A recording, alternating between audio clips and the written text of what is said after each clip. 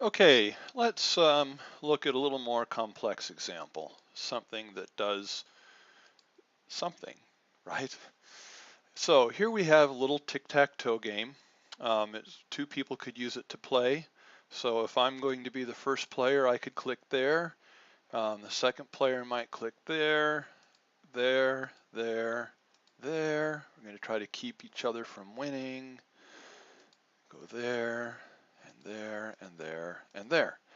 And no one wins, and we can reset, and you see how it works.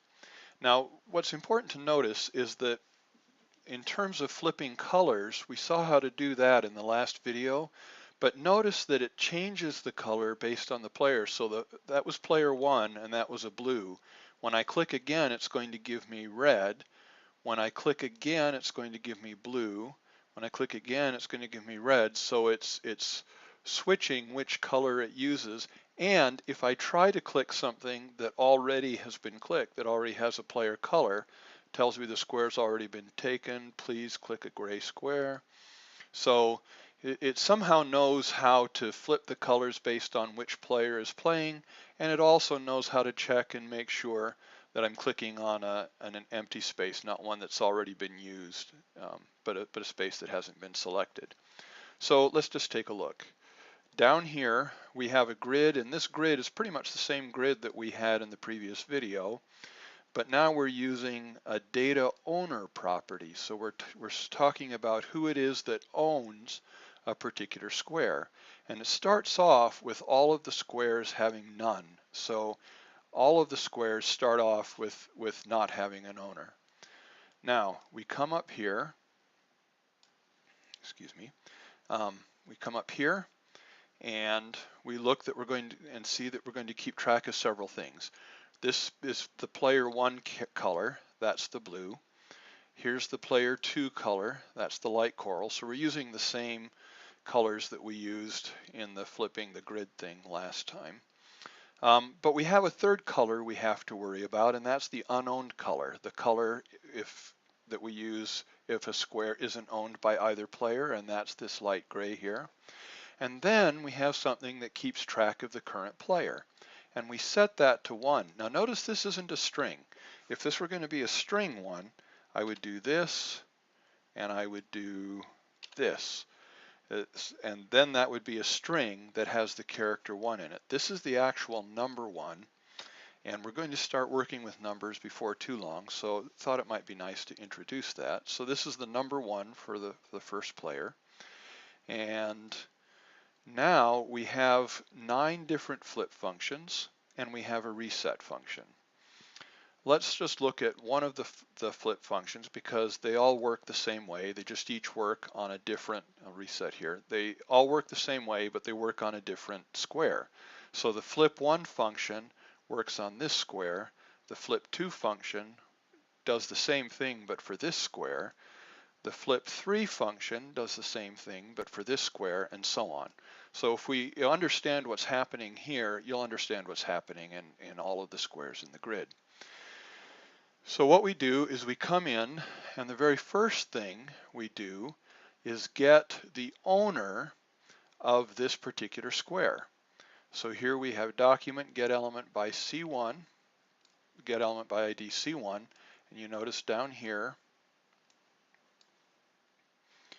excuse me, C1 is this first square there. So it's going to find who the owner of that square is. Well, right now the owner is none. So here we say if the owner does not equal 1, so this is just a straight if statement. This is not an if else. So this is checking to make sure that this square isn't already taken. So if the owner is not none, then it's going to be owned by one player or the other, and we get the alert. Now in this case, this will be false. So it won't do this. It'll come in here, and then it checks. Okay, so now I'm here, and it knows that that square is available. So it checks to see who the player is. If the current player is 1, and it is because we're just starting out, just starting out, then what will happen is that it will here apply the color. So this is what happens here. It applies the color and it changes the data set owner. So down here, the owner started off being none, but now the owner, the data attribute data owner for C1 will now be set to P1. That's player 1. So that tells us that player 1 owns that square. And so that's what happens. I get the blue. Now if we come around again and I try to click on this, you notice this comes up because the owner is not none anymore. It's P1 for player 1. So it says, nope, you can't do anything with that. So if I go on to 2, well, let's look here. I should have noted this. And so the last thing that it does is it changes the player.